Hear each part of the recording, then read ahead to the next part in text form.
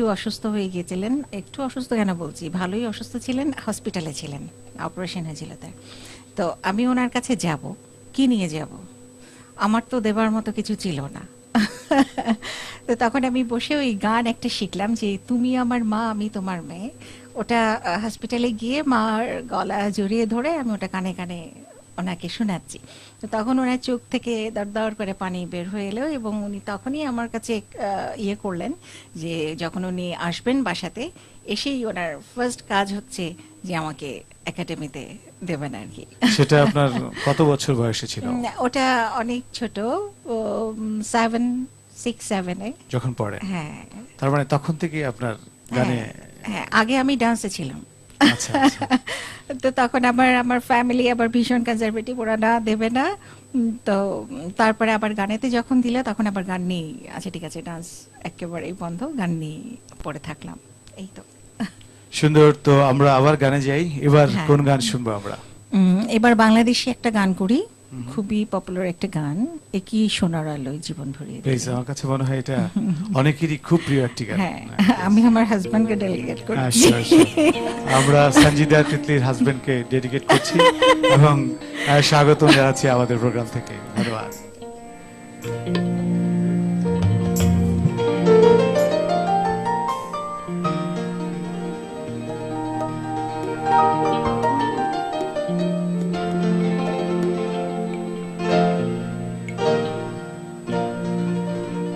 একই সোনার আলোয় জীবন ভরে দিলে, ওগো বন্ধু কাছে থেকো, কাছে থেকো।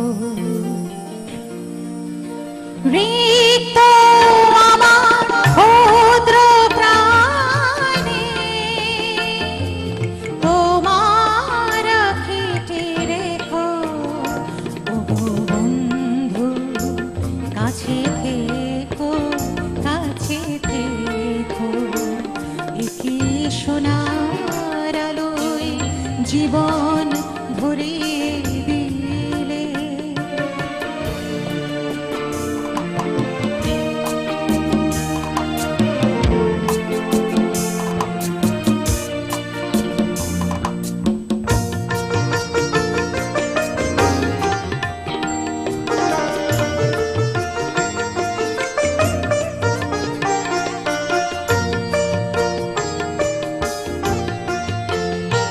আমি দিয়েছি আমার হৃদয় লুটিয়ে তোমার প্রেমের জন্য, তুমি দুহাত বাড়ায় বুকেতে জড়ায় করেছ আমায় ধন্য।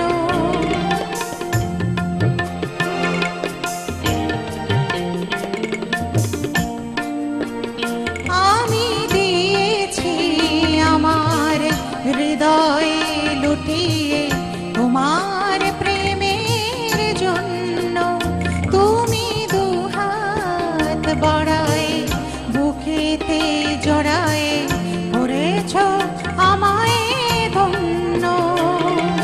বুকের পাঁজরে এমনি লুকিয়ে রেখো, এমনি আমায় প্রাণের বাঁধনে,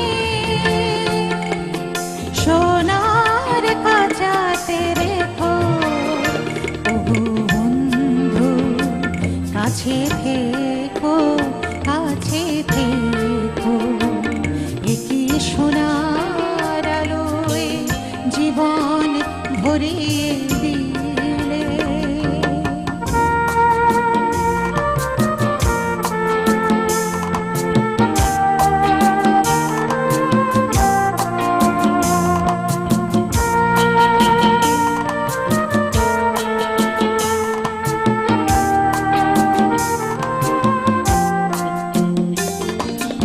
জীবন হবে যে এত সুন্দর, কখনো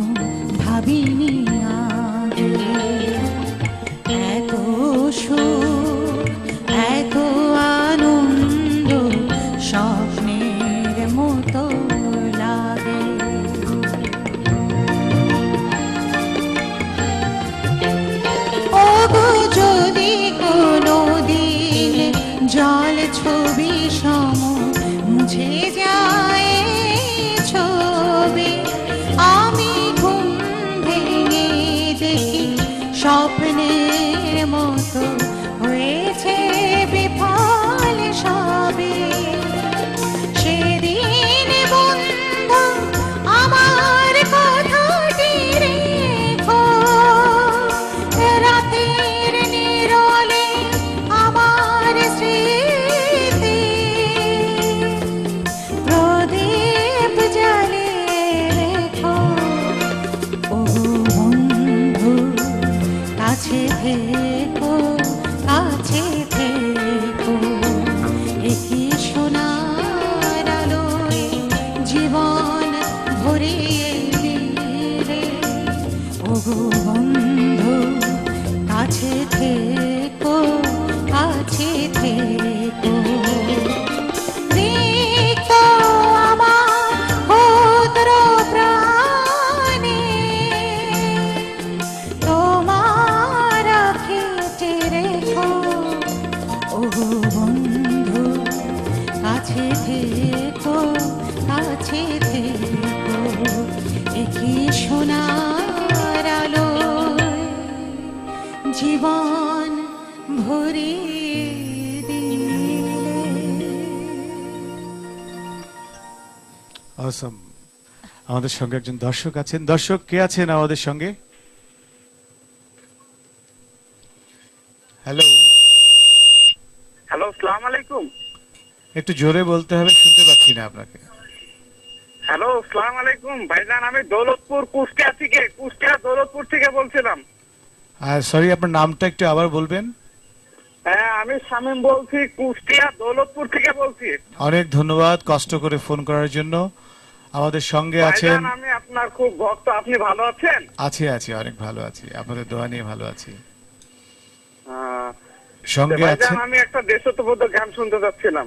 আচ্ছা, আপনি সঙ্গে থাকুন। নিশ্চয়ই সঞ্জিদা তিতলি আপনাদের জন্য খুব সুন্দর একটি গান শোনাবেন। সেটা হতে পারে দেশাত্মবোধক। আমি রিকোয়েস্ট করবো আপনার পক্ষ থেকে। হ্যাঁ, গাইবো। ধন্যবাদ কষ্ট করে ফোন করার জন্য। তো আসলে কি সোনার আলোয় জীবন ভরিয়ে দিলে। এটা এমন একটা গান না, এটা এই খান গানটা আতা সাহেবের একটি গান হ্যাঁ, এবং একটি অসম্ভব সুন্দর সৃষ্টি। এটা আমার কাছে মনে হচ্ছে যে আমি বাংলাদেশের খুব কম ফিমেল সিঙ্গারকে দেখেছি যে করেনি গানটি, শখ করে করেছে। হ্যাঁ, সবাই। তো আপনার কাছে যেটা আমার কাছে মনে হচ্ছে যে আপনাকে আমি অনেকদিন ধরেই জানি যে আপনি গান করেন এবং খুব সুন্দর গান করেন। Thank you. তো আপনাকে কোন পরিচয়ে সবচেয়ে বেশি পছন্দ করেন সেটা আপনি যদি একটু বলেন। আমি যখন ইন্টার পড়তাম তখন আমাদের ইংলিশ ম্যাম উনি আমাকে বলতেন যে দেখো, আমাকে না, হোল ক্লাসে উনি ক্লাস নিতে গিয়ে তখন বলতেন, খুব স্টাইলিশ ছিলেন। তো উনি বলতেন যে একটা মেয়ে, সে যদি একটা আদর্শ মা না হয়, একটা আদর্শ বোন না হয়, একটা আদর্শ বউ না হয়, তাহলে তার মেয়ে হবার সার্থকতা কোথায়? তো আমি ট্রাই করি, আমি ভীষণভাবে চেষ্টা করি আমার শ্বশুর বাড়িকে, আমার হাজব্যান্ডকে, বাচ্চাদেরকে, বাবা মাকে, সবাইকে খুশি করার। আর তখনই ওটাতেই হচ্ছে সার্থকতা। তো একটা আসলে কেউ বলতে পারে না যে স্পেসিফিকলি যে আমি এইভাবে আমার নিজেকে দেখতে পছন্দ করি, আমি খুব সাধারণ। না, কিন্তু আপনি একটা জিনিস মনে হয় নিজের অজান্তে হারিয়ে ফেলেছেন যে আপনি কিন্তু এখন একজন সিঙ্গারও। তো সেক্ষেত্রে আমরা কি শুধু কি আপনাকে হাউস ওয়াইফ হিসেবে কাউন্ট করব নাকি সঙ্গীত শিল্পী আসলে সঞ্জিদা তিতলি হিসেবে কাউন্ট করব? সবকিছু সংমিশ্রণেই তো আমরা, কারণ যারা আর্টিস্ট তারা কি হাউসওয়াইফ না? তো কোনোটাই কিন্তু একটা ধরলে আর একটাকে ছাড়া যায় না। তো সঙ্গীত তো নিশ্চয়ই, এটা তো ব্লাডে মিশে গেছে একেবারেই। আহ, এটা তো গান, কি বলবো, এটা একটা বিশাল বড় একটা জিনিস। আপনার দুঃখের সময়তেও এটা কাছে থাকবে, সুখেও থাকবে, এটাকে ছাড়া যায় না। আর ফ্যামিলি তো অন্য জিনিস। তো সব জায়গাতে যদি প্রতিষ্ঠিত হওয়া যায় ভালো আর্টিস্ট হিসেবে, আমি যদি এখানে গান করে সবার সুনামটা নিতে পারি, তাহলে ওটা কিন্তু বাইরে গিয়ে আমার কাছে খুব ভালো লাগবে। তখন আমার কাছে মনে হবে না, আমি অনেক বড় যদি আর্টিস্ট হতে পারতাম, আমি যখন পরিবারে থাকবো, সবার ভালোবাসা পাচ্ছি, তখনও আবার ভালো লাগে। সবকিছু মিলিয়ে একটি হ্যাঁ সবকিছু মিলেই একটা প্রাপ্তি মানুষ। আপনার হ্যাঁ, কাছে। কোনোটাকে ধরতে গেলে কোনোটাকে ছাড়া যাবে না। এক্স্যাক্টলি, আসলে কাউকে বাদ সেটাই। দিয়ে কিছু করা হ্যাঁ, যায় না। সেটাই। কোনো কিছু কি হেয় করে দেখা যায় না, আসলে হ্যাঁ, সবকিছুই জীবনের কাকে জন্য অনেক দেখবো? প্রয়োজন। আর এখন আমাদের এমন একটা পজিশন, না আমি বাচ্চাকে ছাড়তে পারবো না, না হাজবেন্ডকে ছাড়া না, ইনফ্যাক্ট সেটা মিন করি মানে যে ছাড়া মানে কি আপনাকে যে আমি হাউস ওয়াইফ কাউন্ট করবো না সঙ্গীত শিল্পী কাউন্ট করবো সেটা বলেছিলাম। এনিওয়ে, সবকিছু একটা- আমরা খুব সুন্দর উত্তর পেয়েছি আপনার কাছ থেকে। তো এখন আমরা কোন গানে যাব? আমি এখন একটু ভারতীয় একটা গান করি, এটা আশাজি করেছেন, এটা করি। হ্যাঁ, Please, একটু please. চটুল গান। হ্যাঁ। Sure sure.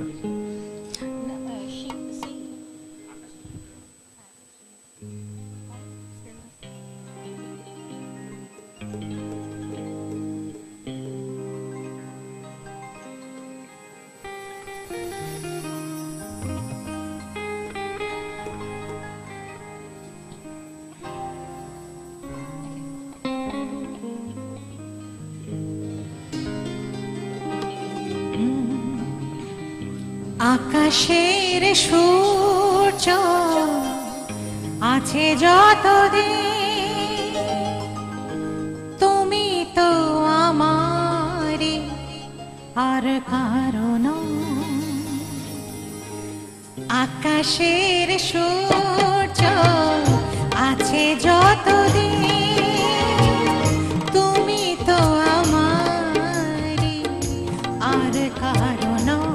ও তুমি তো আমারে আর কারণ। আকাশের সূর্য আছে যতদিন।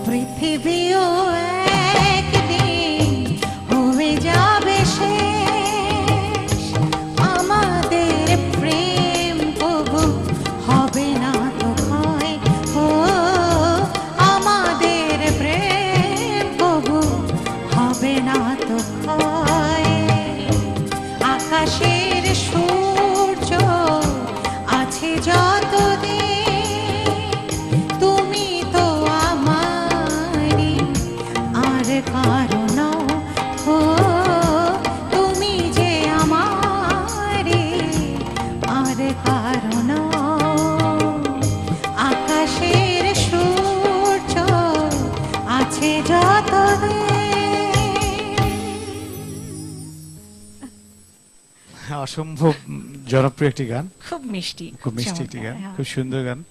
আমাদের সঙ্গে একজন দর্শক আছেন। হ্যালো দর্শক, কে আছেন আমাদের সঙ্গে? ভাইয়া আমি টুটুল সিলেট থেকে। ধন্যবাদ মিস্টার টুটুল ফোন করার জন্য। কথা বলুন আপনার অতিথির সঙ্গে, আমাদের অতিথির সঙ্গে। জি আসসালামু আলাইকুম টুটুল ভাই, বলেন। জি ভালো আছেন ম্যাডাম? এই তো আছি। আপনার শারীরিক অবস্থা ভালো আছে? অবভিয়াসলি ভালো তো থাকতেই হবে। আচ্ছা আচ্ছা ম্যাডাম, আসলে আমি কি বলবো আপনাকে, আপনার গানটা আমার কাছে খুবই ভালো লাগছে। তবে সত্যকার অর্থে গানটা কার? এটা হচ্ছে আশা ভোসলে, উনি গেয়েছেন গানটা, আশাজির গান। আচ্ছা, না বেবি নাজনীনের? না না না, এটা ভারতীয় বাংলা গান। ধন্যবাদ ফোন করার জন্য। আবার গানে যাব। তো আমরা অসম্ভব সুন্দর সুন্দর গান শুনছি। তো আপনার কাছে কেমন লাগে আপনার এই যে গানগুলো আপনি করলেন, এগুলোকে যদি আমি বিবেচনা করি যে আমাদের আগের প্রজন্মের যারা গ্রেট সিঙ্গার ছিল তাদের গান, আর এই প্রজন্মের আমরা গান করছি, ইনক্লুডিং ইউ, তো আপনার কাছে এই দুটো প্রজন্মের গানের মাঝে কি পার্থক্য আছে বলে মনে হয়? আমরা আমাদেরটা পর্যন্ত বলি, হ্যাঁ, সেটা হচ্ছে যে আমাদের এই জেনারেশনটা পর্যন্ত আমরা কিন্তু প্রত্যেকেই, আমার মনে হয় যে খুব কম সংখ্যক আছে যারা মানে খুব হুলস্থুল টাইপের গান পছন্দ করে। আর আমরা মানে আমাদের এই জেনারেশন পর্যন্ত আমার মনে হয় যে সবাই ভীষণ রকমের মেলোডি, খুব সেমি ক্লাসিক্যাল, তাই না, এই যে এই ধরনের গানগুলো খুব ভীষণ রকমের আবেগ আছে, এক্সপ্রেশন আছে, কিছু সূক্ষ্ম কাজ আছে। হ্যাঁ, এই প্রজন্ম সেটাও এখানে ভাগাভাগি আছে, ক্লাসিফিকেশন তো সব জায়গাতেই। এখানে হচ্ছে একটা শ্রেণী, আমার মনে হয় যে যেটা আমরা দেখছি যে তারা গাইছে, কিন্তু তারা এই গানগুলোকে কালেকশন করে করে সুন্দর সুন্দর কিছু গান করছে। কেউ আবার ওয়েস্টার্ন গানগুলোকে ফলো করছে, কেউ আবার মানে যে খুব কি বলবো হুলস্থুল। হ্যাঁ, তো আমার মনে হয় যে মানে এই সবকিছুর গানগুলো মধ্যে একটা চঞ্চলতা, অস্থিরতা কিংবা না, যাই হোক না কেন, আমার মনে হয় যে যেটাই হোক না কেন এই গানগুলো আজীবন টিকে থাকবে। এবং সত্যিকার অর্থে গান যেটা, কম্পিটিশন যেটা, সেখানে আপনাকে এই গানগুলো করতেই হবে মাস্ট। কারণ এর থেকেই বোঝা যায় যে একটা আর্টিস্টের দৌড়টা কতটুকু, তাকে কিন্তু জাস্টিফাই করা যায়। হ্যাঁ, যে তাকে যে বিভিন্ন রকমের কম্পিটিশনগুলো হচ্ছে, এগুলো গান কিন্তু করছেন তারা। অনেক কথা শুনবো। এবার কোন গানে যাব আমরা? এই শুধু গানের দিন নাকি?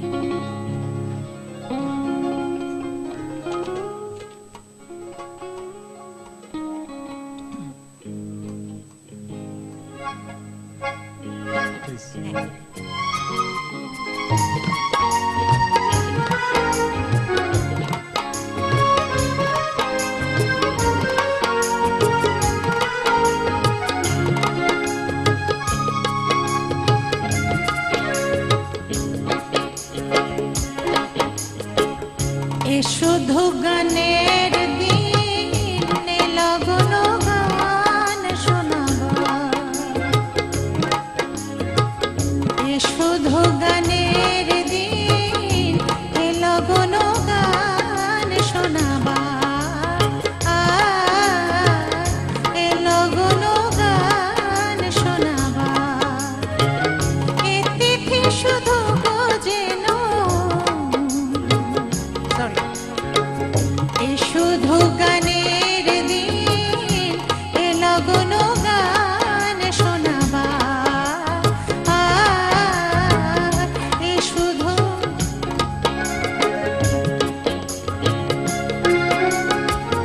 এ তিথি শুধু যেন দক্ষিণ হাওয়ার।